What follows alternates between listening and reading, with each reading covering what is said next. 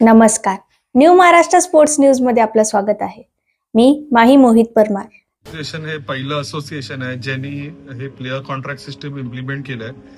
आम्हाला नेहमीच बीसीसीआय जे आमचं पॅरेंट बॉडी आहे ते हेल्प करत असतं. त्यांचे जे प्रोएक्टिव्ह इनिशिएटिव्ह आहेत त्याच धर्तीवर आमच्या अपेक्स काउन्सिलची इच्छा होती की कुठेतरी आपल्या मुंबईच्या प्लेयर्ससाठी आपण एक चांगलं इनिशिएटिव्ह केलं पाहिजे, जेणेकरून त्यांच्या मागे एक फायनान्शियल स्टेबिलिटी येईल, त्यांचं थोडं एक सिक्युरिटी, लाईफ सिक्युरिटी होईल आणि जे प्लेयर्स आहेत मुंबईसाठी खेळतात वर्षानुवर्ष आणि आमच्या वेगळ्या वेगळ्या क्लब्स मधनं जे खेळतात, मैदान क्लब्स मधनं, त्यांना एक फायनान्शियल स्टेबिलिटीसाठी हा आमचा एक इनिशिएटिव्ह आहे. आणि जसं बीसीसीआय कॉन्ट्रॅक्ट सिस्टम रन करतात सेम लाईन्सवर आम्ही सुद्धा हे इम्प्लिमेंट करणार आहोत. प्लेयर्सची निवड कशी करण्यात आली आहे की आपले सिलेक्टर्स वगैरे अशी प्लेयरची पोस्ट क्रिकेटिंग पार्ट बीसीसीआय असो किंवा एमसीए असो, क्रिकेटिंग पार्ट हा सिलेक्टर्स बघतात आणि हे सिलेक्टर्सच नवीन सीझन मध्ये ह्या प्लेयर्सना सिलेक्ट करतील.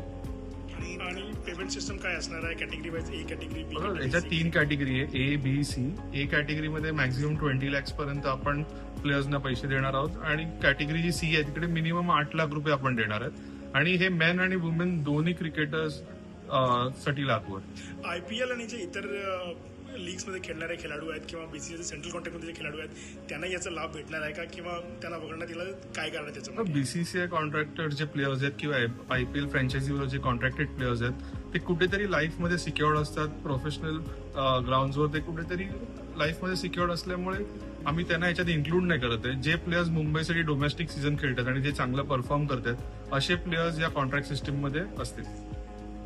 याचा फायदा खेळाडूंना याच ऑनगोईंग सीझन मध्ये मिळणार आहे की पुढच्या सीझनला प्रपोज येणाऱ्या नवीन सीझन मध्ये हा इम्प्लिमेंट होणार आणि जे सिलेक्टर्स आम्हाला नावं देतील त्यांची नावं ह्या वेगळ्या वेगळ्या ग्रेड्स मध्ये असतील.